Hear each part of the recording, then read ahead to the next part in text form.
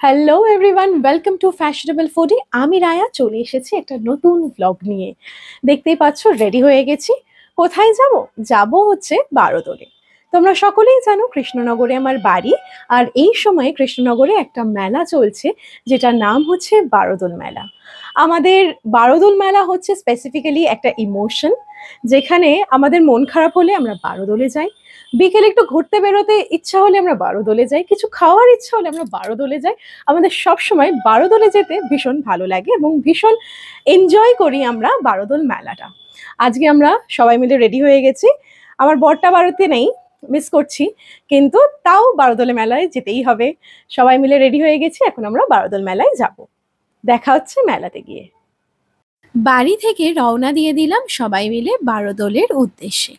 তোমরা যারা বাইরে থেকে আসবে, স্টেশন থেকে টোটো যাবে ডিরেক্ট রাজবাড়ির মাঠ।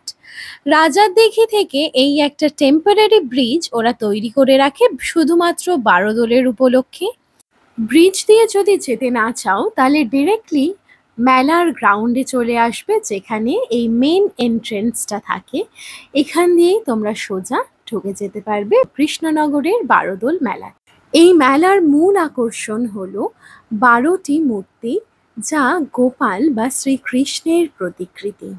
এই মেলার সূচনার পেছনে মূল ভূমিকা যার ছিল, সেটা হচ্ছে কৃষ্ণনগরের রাজপরিবার তথা শ্রী কৃষ্ণচন্দ্র রাজা এবং পরবর্তীকালে শ্রী গিরিশচন্দ্র রাজা।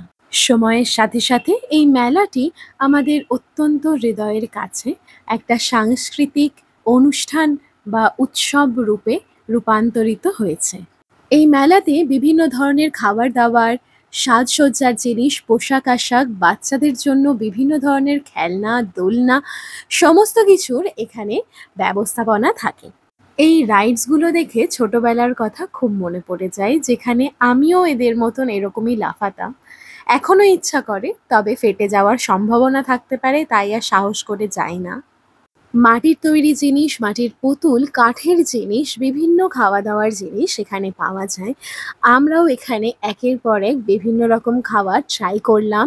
পাপড়ি চাট থেকে ফুচকা, হাঁসকারির শরবত থেকে কর্ন চাট, অনেক কিছুই খেলাম, অনেক মজা করলাম। আর একটা ভালো লাগার জিনিস হচ্ছে, বারোদল মেলাতে যখনই আসি অনেক পরিচিতের সাথে দেখা হয়ে যায়। হয়তো অনেক বছর কারোর সাথে দেখা হয়নি, কিন্তু মেলাতে এসে হঠাৎ করে তার সাথে দেখা হয়ে যাওয়া, এই অনুভূতিটাও আমি ভীষণ এনজয় করি। আজকের মতন এইটুকুনি। ভিডিও ভালো লাগলে লাইক, শেয়ার অ্যান্ড সাবস্ক্রাইব করে যেতে একদম ভুলবে না। Until next time, bye bye.